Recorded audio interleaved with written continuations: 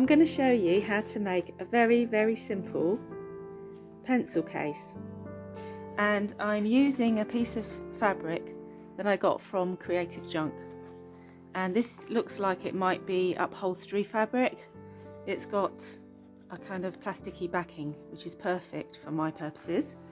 So basically I've just taken a piece of fabric, I've neatened the edges and make sure that the pencils will fit in, which they will. Then you're going to need to fold it over here, but leave a little bit of a gap, like this.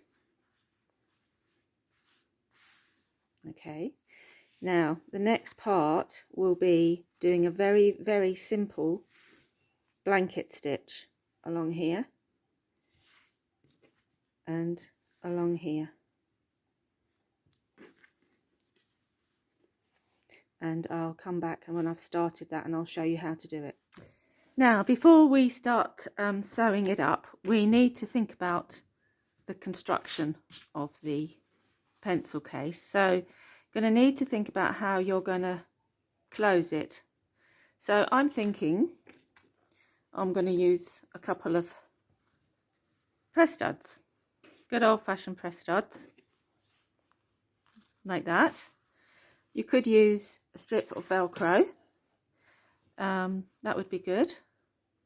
But so when I sew these on, like I'll sew them on the top and there'll be some stitching showing through. So I've got to think about how to disguise that to give it a nice finish. So I could put a ribbon on. This is just an old bit of ribbon that I had. Or what I'm going to do is I'm going to take this other bit of fabric that I got from Creatove Junk, because this is wonderful, it doesn't fray. So I can just cut maybe an inch thick strip, and that will go over the top and just create a really nice finish. So, whoops. What you'll need to do is you'll need to put the press studs and everything on first, because once you sew the edges up, you won't be able to get inside. So I forgot to tell you about that. So now, what I'm going to do now is I'm going to think about where I want my press studs. So I think I'll have one there and one there, basically. Maybe a bit lower. And that means that the top bit will go at the edge, like that. So maybe the best thing to do is to sew on the top part first and then match it up with the bottom, if you see what I mean. So that's what I'm going to do, and I'm using a strong hemp cord because this is quite a strong, sturdy fabric, and I'm using quite a big needle, which I can't find at the moment. Anyway, I'll come back when I've got it and I'll show you what I'm doing. So I've marked out roughly where I want my press studs to go, and so I'm taking the top part of the press stud that fits onto that bit, which is going on here, and I'm going to sew it on. So here is my needle and thread. It's quite sharp but quite big, and I'm going to hide the knot behind the press stud. So I'll just go through like that.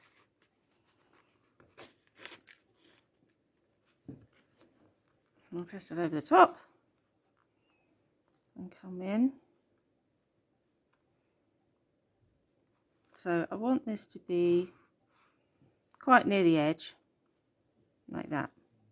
Oops, like that. Come on, find my way through. There, like that. Ooh.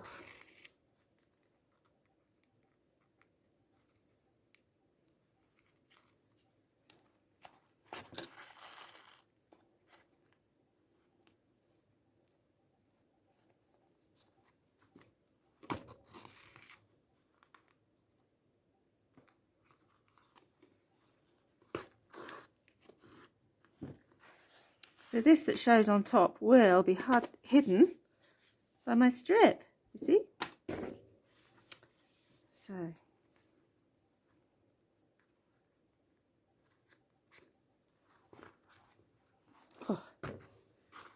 quite hard to get through. I think you're seeing this all right.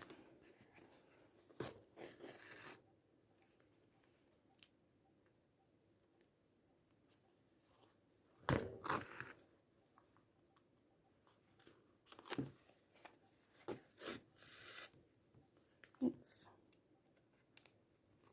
I got a bit twisted there.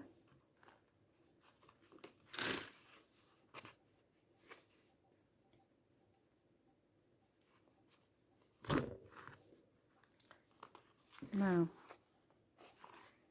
I need to just finish off somehow. I think what I'll do is I'll come under here, but I won't go through.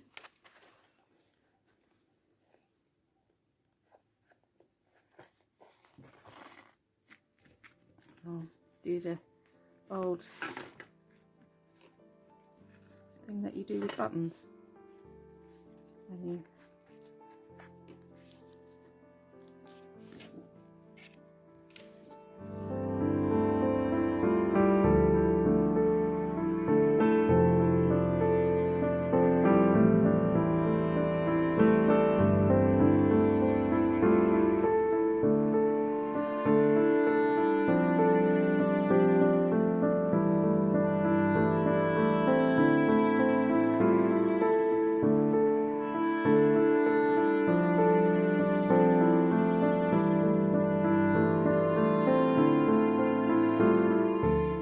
okay, now that you've got your press studs on, you can start sewing up the edges of your pencil case and using blanket stitch. Now, I always have trouble starting off with blanket stitch, so I'll show you how I do it. So I've put a knot there because no one will see that.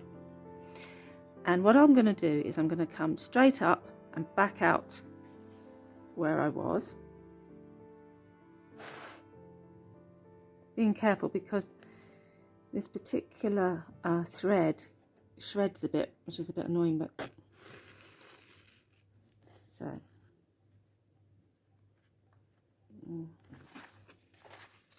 okay. And now what I'm going to do is I'm going to come up through here, and that's going to be my sort of anchor point for starting, and then I'm off. So I come along, I go in and out. Ooh. Oops, somehow I've gone wrong there. Like that. Now along.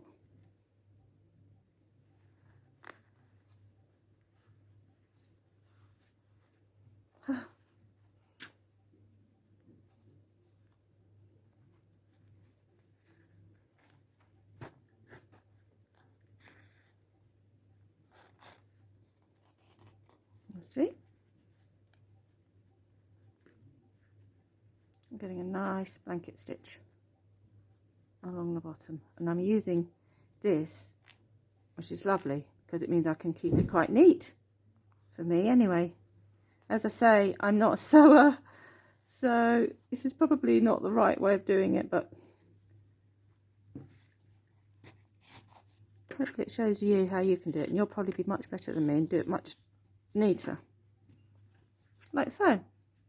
And I'm going to go all the way up to the end on this, and then do the same on the other side, this side. So I've tacked on the edging just to make sure it stays in place, and now with a much finer needle, what I'm doing is I'm trying to make a sort of almost invisible stitches. So I've come up and I'm going to do a tiny little stitch down, and then behind, oh, can you see this? behind it, I'm sort of going to go, I'm also almost going between the fabric and the backing of the rubber backing, and I'm traveling along, and then I'm coming out, oops, here, and you'll see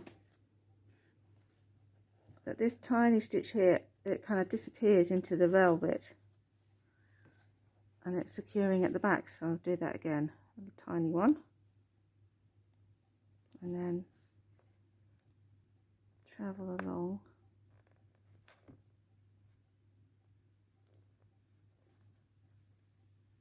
Oops.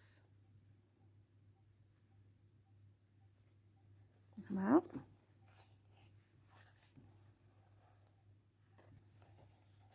And this is how I'll go along the whole lot.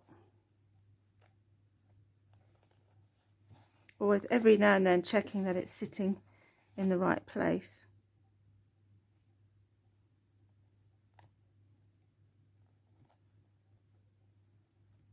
And what it does, oops, it gives you these lovely invisible stitches on the front and invisible on the back, because you're going sort of between the fabric. I don't know what the name for this technique is, but I use it a lot when I make my hearts and bits and pieces. So I'm just going to continue with that now. So here we are. I've sewn it all on. Now, even though I did it very carefully and I tacked it and I lined it up, it still to me looks a bit wonky. So, but there's a trick to that. This bit of brocade I got from Creatove Junk, and if I put that on there like that, it kind of deceives the eye and finishes it off nicely. So that's what I'm going to do. I'll just take this last one off.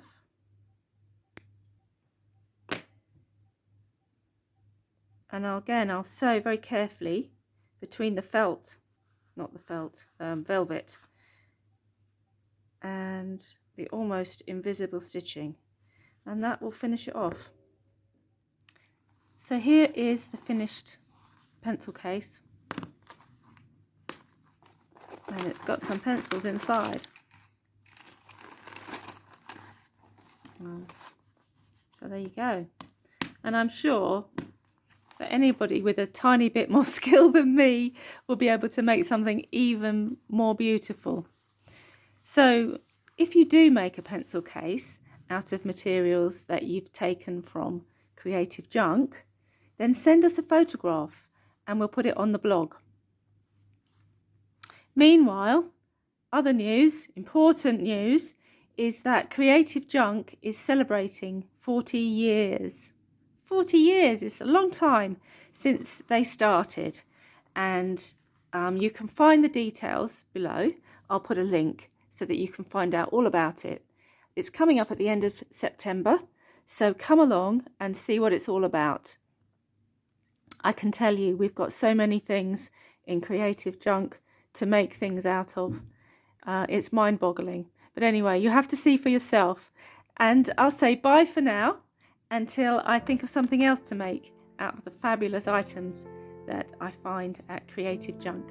Stay well, stay crafting, and see you later.